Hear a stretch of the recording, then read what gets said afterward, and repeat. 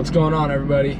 Welcome back. Thanks for tuning in for another video. This is Derek back here again. Today we're going to be filming a video on the, that's a Succumbence, a 3rd gen. Thing was loud. Back to what I was saying. Filming a video. My GoPro battery died, so I put a new one in. But we're filming a video on the Duramax. Like I said, 2005. 2500. This is the LLY version of the Duramax. We're back in my favorite spot. I filmed a few videos here at the airport. I want to do a walk around kind of thing because I feel like a lot of people are out there looking for a diesel. This is kind of how I was. You want one, but first off, you're nervous about, you know, how reliable they are, and you got a lot of options out there. You have the Ford trucks, you got the Dodge Cummins, obviously, and then you got the Duramax. You have little stuff here and there, like the Nissan Cummins truck that just came out and stuff like that. But if you're looking at this truck, you're most likely in a different kind of price budget than that. But we're gonna hop right into everything that I love about this truck and the reason you need to own one. So stay tuned. All right, y'all, quick change up of scenery because I went to the airport and it was super windy, so the audio is gonna turn out like crap. So now we're actually back at the house to kind of film this video that I've been trying to film for like the last 30 minutes. So, like I said, 2005 Duramax diesel, 2500 Silverado. This is the truck. Most of you guys, if you watch the videos, have seen it. This is it. Pretty much, I wanted to go through kind of my ownership experience with the truck. A lot of guys, like I said previously, kind of want a diesel, don't really know what to do, or kind of scared buying a truck. This truck's got 200, and I'll show you right now. It's got, hopefully you can see that, it's got 257,087 miles on it. So just over 257,000 miles. Truck has been dead reliable. I've owned so many vehicles and so many of them have broken and blown motors. And now, of course, this is the only truck I've owned. So a lot of cars I own, I usually modify them, and that's when I start breaking stuff. And that's kind of another talking point I'm going to get into later about modifying these. But I've had Subarus, Mercedes, pretty much the only other Chevy that I owned never broke either. So maybe it's just a Chevy thing. They don't break. I'm usually used to that.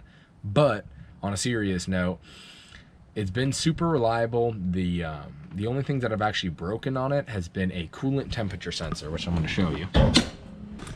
So obviously alternator, I was replacing that. And if you see, it's going to be kind of hard to see. Let me get up here. So like I said, there it is. The coolant temperature sensor is right there.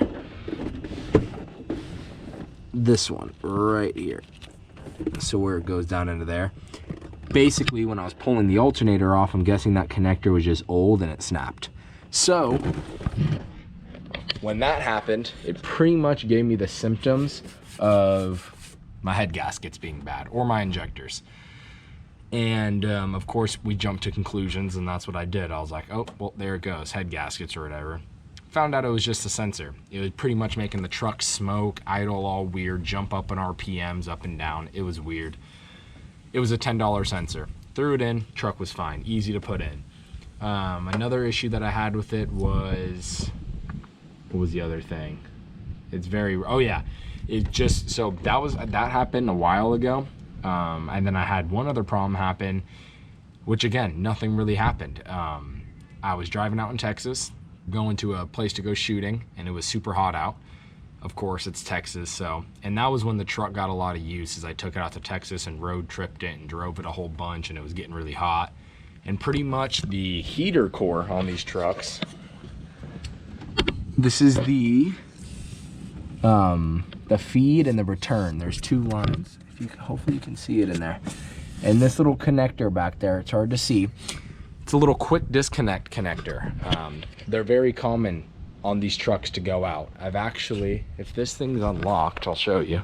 This is the 2000 Tahoe that I have, that I've been doing some videos on.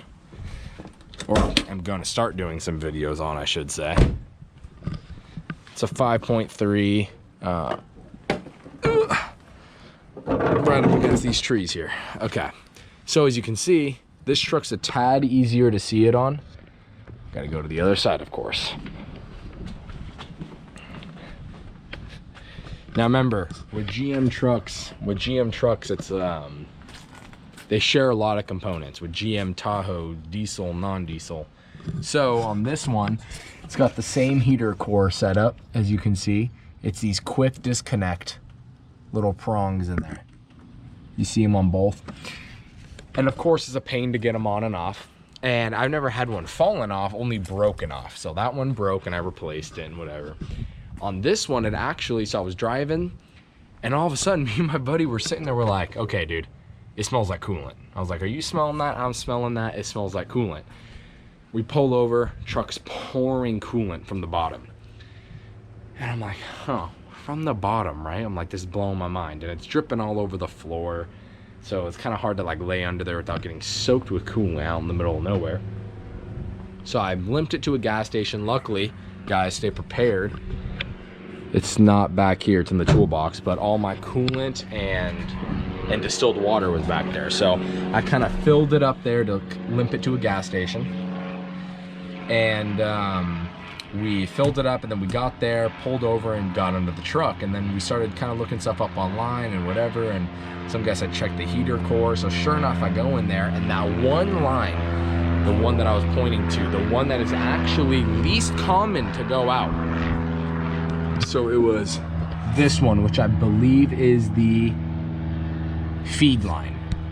So what happened is I go in here and I touch this cable or this hose, and the whole thing just pops off with the connector. It came off the heater core piece. And I was like, oh, well, there's the problem. That's where all the coolant was coming from. And I thought the connector would at least be broken, which is common. It's common enough where I carry one in the toolbox of my truck just in case. But it wasn't even broken. I literally slipped it right back on and it was fine. So again, if you want to consider that a problem that happened, you could, but it cost nothing to fix and it just kind of fixed itself. It's something that came off over time. So that sensor is legitimately the only things that have actually gone wrong with the truck since I've owned it. And it blows my mind. I know a lot of people have vehicles that are probably pretty reliable, but like I said, I get a vehicle and I end up breaking it in the first week. The transmission has been good. It's shifted the same as when I bought it as it does now. The truck runs the same as it did when I bought it now. It runs actually better now. And that's gonna also bring into kind of keeping the truck up. As far as I told you earlier with the whole tuning thing and reliability, I'm feeling like this truck when I bought it had a tuner on it. I took it off, I didn't like it. It made the truck run weird. I felt it the second I got in the truck, so I took the tuner off. The truck's got 257,000 and I've wanted to tune it, but I've been like, do I want to tune it? Do I not want to tune it? Because it's been so reliable how it is. And I feel like right when I start tuning it and then I break something, then I build that piece and I break something else, it's always a chain reaction that way. So I've honestly been good with this truck, kind of doing reliability mods, if anything. Because like I said, this truck's pretty much my daily driver. It gets me around where I need to go. I drive it to work every day. It tows my my toy hauler to, we go to Stagecoach and concerts, and if we go to the desert or wherever, it's just nice to have it. And as you can see, as far as some of the reliability things I've done, I put in, it's kind of sunny out, but if you can see this right here, this is the S&bintake mouthpiece. It's pretty much also known as the LBZ mouthpiece. You could do those too. It pretty much just goes onto the turbo and connects to the rest of your intake, and it just gives you better flow. Because the stock intake mouthpiece, which I actually have in here, because I really just don't know what to do with it. I feel like it's pretty much trash. Well, actually, I'm going to give this piece before, that's why I kept it. My buddy next door, literally right there, has a LB7 Duramax, and he could use this little silencer that's on here. So this is the stock piece. And pretty much how the angle is, you see how there's kind of a little lip inside of here, right in here. The mouthpiece that you buy pretty much eliminates that, so it's a bigger, it's true to the size of this, and that angle, it's the best way to explain it is you can't see out the other end going through there, but on the new one you could see right through. So it's kind of got a better 90 on it, pretty much. Less of a 90-degree angle than this one is. And what's cool is the new one eliminates this. So this is what is that 6.6 turbo box on top of the motor. This pretty much eliminates that. But what's even cooler is on this thing, it eliminates it completely. So you literally just have this elbow. It looks a lot cleaner. This is a little PCV plug, which brings me into the next thing I did, which was a PCV reroute. These are the lines for the reroute right here. Pretty much it goes, it's really simple, guys. If you look into it, you can see how to do it. It pretty much goes into each valve cover, and it eliminates pretty much like exhaust fumes and exhaust gases to go back into the turbo. And you can see when I actually rerouted the PCV, so like I said, one line goes here, one line goes to that valve cover, and there's a T, and that line goes in. I ran that line down, ran it down here, and at first I left it right here hanging out, right? You couldn't see it, but it was about right there at the cab corner. And I get inside the truck and smoke's coming through into the AC or into the cabin. So I was like, oh crap. And I called my brother. He's had Duramaxes before, and he's like, yeah, dude, you got to reroute the PCV all the way to the back. I was like, okay, makes sense. So I got home, bought some extra fuel line, and then I routed it all the way kind of in the bed rail. I'll show you. This is the line for the PCV reroute. And as you see right now, I'm at about the cat, so I'm pretty far down, and it goes all the way back there. So that way I do not risk getting any of that inside the cabin. You don't want any of that inside the truck. So ran that all the way to the back. That's another reliability mod. Again, just preventing this, getting rid of a lot of the emission stuff and helping the truck run like it should. If the truck didn't have emissions, it wouldn't have most of these issues as is. The LBZ mouthpiece or the S&B mouthpiece is more of an upgrade because they just didn't make it right from the factory. And other than that, I mean, also an exhaust, I think, and an intake. Those are the two last mods that I have on the truck. The exhaust is pure sound. I don't think, I mean, yeah, it helps you with a little more flow because it's got full 4-inch. But, you know, that's up to you. Some people like the sound, some don't want a loud truck. The truck's pretty loud as it is. It's quiet inside the cab, which is perfect. It's literally dead quiet inside the cab. But it just, I love how it's loud on the outside, but you can't hear it on the inside. I'm used to drone and all that. So it's just got a full 4-inch exhaust, and it's straight piped completely. And you can see there's a cat under there, but it's hollowed out. So it's not actually there, it's just there for, it has a cat type of deal. And then I have an S&B intake. So this whole piece all the way down here, full cold air intake. And that is the reason why I went with the S&B mouthpiece, is because just to match it all, I might as well. I think the mouthpiece is only 200 and something bucks. The PCV reroute was about 90 bucks or 80 bucks. Actually, I think it was $60. So all said and done, a little less than 300 bucks, and you have two mods that lower EGTs, help the truck run cooler and just run more efficiently. With the mouthpiece too, you notice a little more spool time, or a little quicker spool time. I noticed a little more responsiveness in the throttle, I guess you could say. And another thing I did, just a small thing, I replaced the coolant tank. Nothing was wrong with it, but it looked ugly before, so I replaced that. And then other than that, guys, seriously, I've just been keeping up with the truck. Normal stuff. You know, fuel filters, oil changes. One of the big things that I just did recently was put a brand new front end in it. Me and my buddy did that. My buddy Drew helped me. It's full AC Delco, everything, just OEM parts.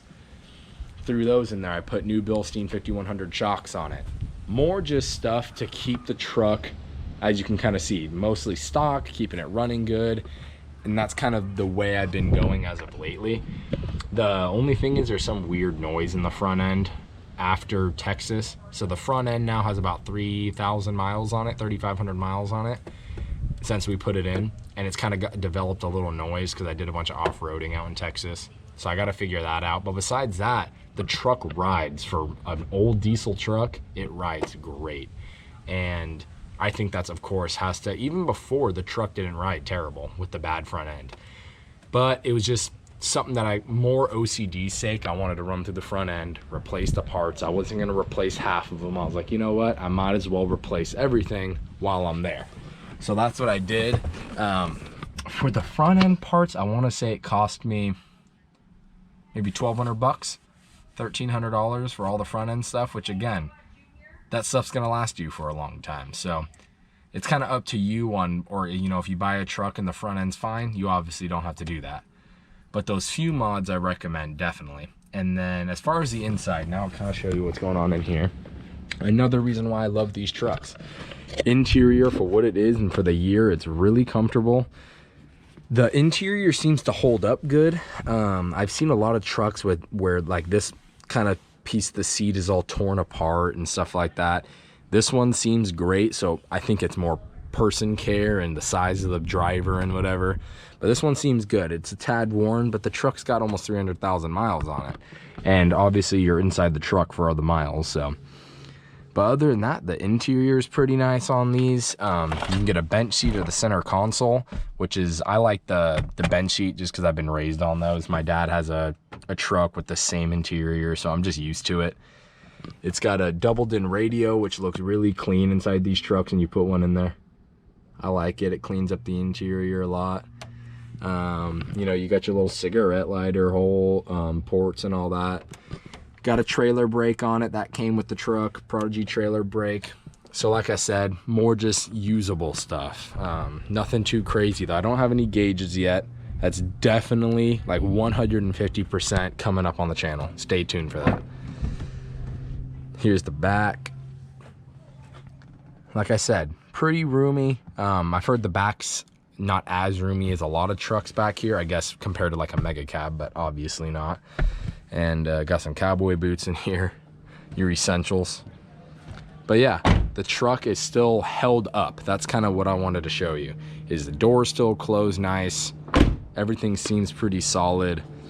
It does have these, which I believe was a factory option for this truck. The truck's pretty much been a work truck for most of its life.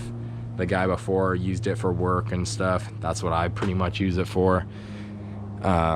Besides that, the turbo, I mean, everything in here I pretty much went over, and I replaced the alternator. That's one more thing I obviously forgot to say. The alternator went bad, so I replaced that. But besides that, everything in here has been perfect, which is awesome.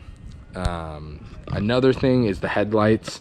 These are ones off Amazon, which look a lot better than what was on there, but just recently, after Texas, it started to fog right here. You can see it. And this one discolored a tad up top. So I'm gonna pull those off today, return those back to Amazon and put the stock ones on for now.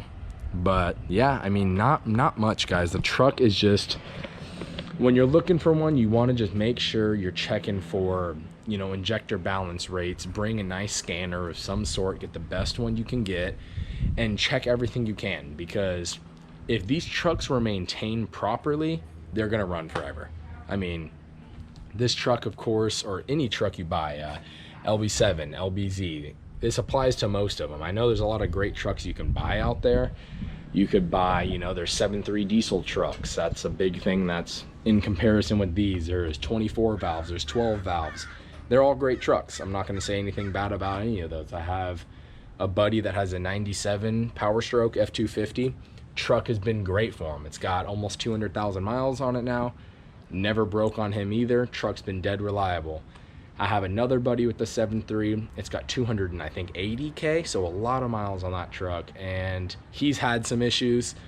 Pretty much one electrical issue ended up in his transmission blowing from a tow truck towing it wrong, which that just is a crappy situation, but he has a new transmission in it now, and the truck's been reliable. Again, the motor is still alive, and it's got a lot of miles on it.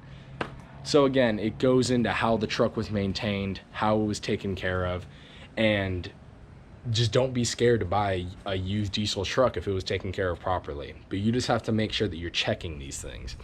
But as far as diesels or Duramax diesels go, I would definitely say that they are one of my favorite diesel trucks, just for what you get as far as interior, exterior, and the whole, what you get as a package, the Allison transmission, stuff like that. Because again, with the 7.3s, you do have to, my buddy that has had one that's been dead reliable, the 97, he had to build the transmission on it, or not build, but rebuild the transmission.